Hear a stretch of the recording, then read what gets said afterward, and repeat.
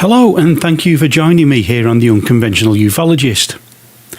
This was originally planned as one of a series of short 5-minute documentaries that I'm working on, but as ever, things don't always go as planned. It's far too big a subject to compress down, so please bear with me. During the 1980s, a document emerged that purported to blow the whistle on UFOs and the alien agenda here on Earth. This document is known as the Blue Planet Project. Others have nicknamed it the Alien Survival Guide. When reading this, you could use it as a template for pretty much every conspiracy theory that went before or after the release of this document by those either on the fringe of the serious study of this subject or those out to make a fast buck with sensationalist claims either in print or TV. So, is it really time to dig out the tinfoil hats? Now, don't get me wrong, I love a good conspiracy theory, more so if there's some possible proof to back it up, but there's a fine line between believing and gullibility.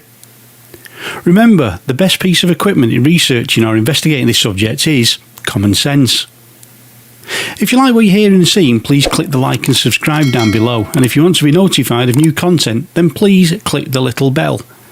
What is one small click for you is one giant leap for me and this channel. This document has been put forward as a compilation of notes by someone who has seen the inner workings of the government-alien cooperation. It was allegedly written by someone called Jefferson Sousa.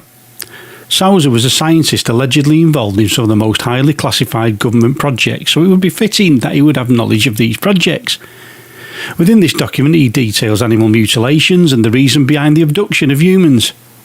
Strangely though, Sousa has never been found.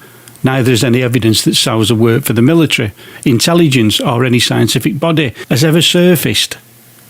In fact, the foreword of the document states, this individual was discovered to have kept and maintained such personal notes and therefore was scheduled for termination.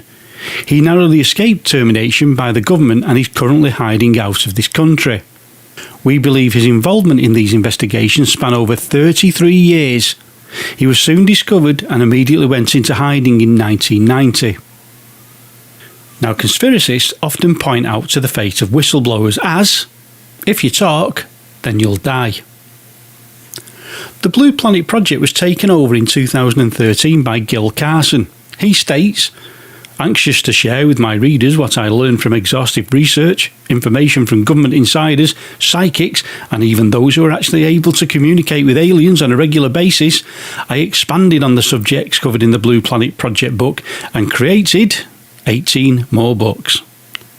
Now, these 18 more books are available on his website, and they include Blue Planet Project Lost Chapters, The Dulce Base, Reagan Briefing on Roswell, Conversation with Aliens, UFO Crashes, WikiLeaks UFOs, Alien Secrets, Shadow Government, Aliens on the Moon, Alien Abduction, and much, much more. And for more info on these, go and have a look for their Facebook and their webpage.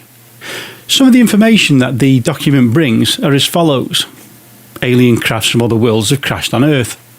Alien crafts are both ultra-dimensional sources and sources within this dimension. Early US government efforts at acquiring technologies were successful.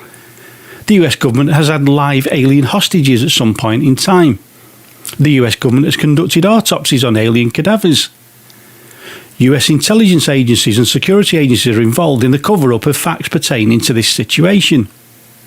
People have been and are currently being abducted, mutilated, murdered and kidnapped as a result of the UFO situation. There is a current alien presence on this planet among us that controls different elements of our society.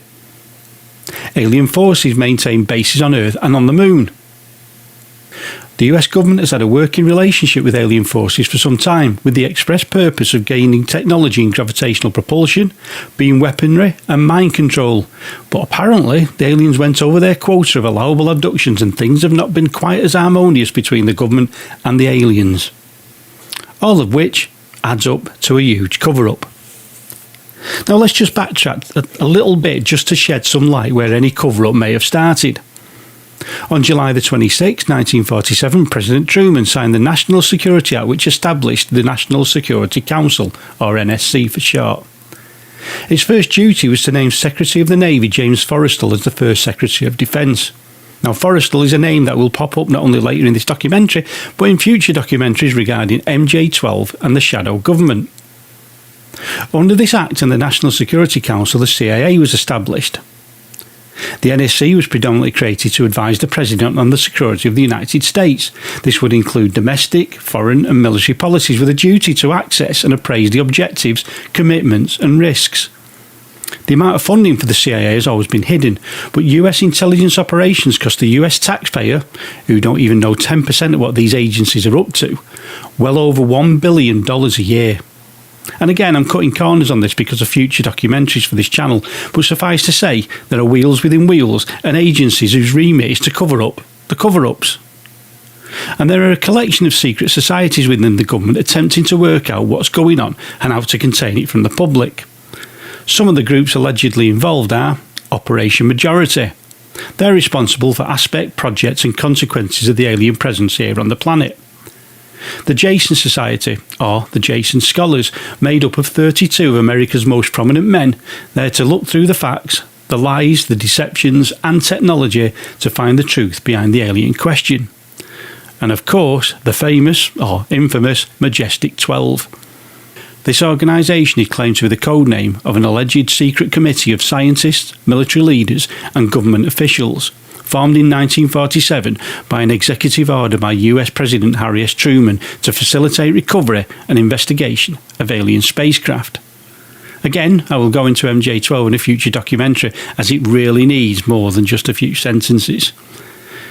MJ12 over the years has been linked to so many things: Roswell, murders and disappearances of people who were a threat to national security, even if they were members of MJ12, such as the strange death of James Forrestal. The document also says there are specific teams within these agencies, such as Project Red Light, a covert government agency created to test and fly recovered UFOs. The Blue Team, they handle the recovery of crashed or downed alien life forms. Project Delta, a security team and task force that are named by witnesses as the Men in Black. The document goes into great details in regards of some of the 160 alien races apparently visiting us. It mentions 3 types of greys, Nordics, clone Nordics, alien men in black, dwarves, interdimensional beings, reptilians and many, many more. It also has an observation from the author who believes that animal mutilations are done by Rigelian aliens for the research into breeding with humans, as cattle have similar cells at a genetic level as a human being. Go figure, I don't know. There are a number of alleged alien bases spread throughout the world. Some are jointly occupied by humans and aliens. Perhaps the most known joint US alien base is in Dulce, New Mexico, hidden under the Jicarilla Apache Reservation, and in this area people have seen both UFOs and strange creatures nearby. Dulce Base is 7 levels deep and houses 18,000 alien beings. The deeper the levels, the more secretive the experiments. Level 6 is where the genetic labs allegedly are, and internally known as Nightmare Hall. One worker reported, "I have seen multi-legged humans that look like half human, half octopus. Also reptilian humans and furry creatures that have hands like humans and cry like a baby. It mimics human words, and also a huge mixture of lizard humans in cages." Level number 7 is allegedly worse. Row after row of several humans and humanoids, hundreds, perhaps thousands, in cold storage, and from all accounts it looks like something out of the TV series V. Here too are embryo storage vats of humanoids in various stages of development. The worker continued with, "I frequently encountered humans in cages, usually dazed or drugged, but sometimes they cried and begged for help. We were told they were hopelessly insane and involved in high-risk drug tests to cure insanity. At the beginning we were told never to speak to them at all, and at the end we believed that story." And then in 1978, some workers on learning the truth formed a secret resistance group, and the Dulce Wars began. In late 1979 there was a confrontation over weapons being brought into an area, and many scientists and military personnel, roughly about 82, were killed as a result, and hundreds more wounded. Because of this, the base was closed but is now allegedly active again. I'll be covering Dulce, the Dulce War and other DUMBs, deep underground military bases, in a future documentary. But if you want to find out a little bit more, it's worthwhile looking online for videos and documents about Phil Schneider. Phil died in mysterious circumstances which, has of course, added fuel to the conspiracy fire. To be honest, I've hardly scratched the surface of this 114-page document.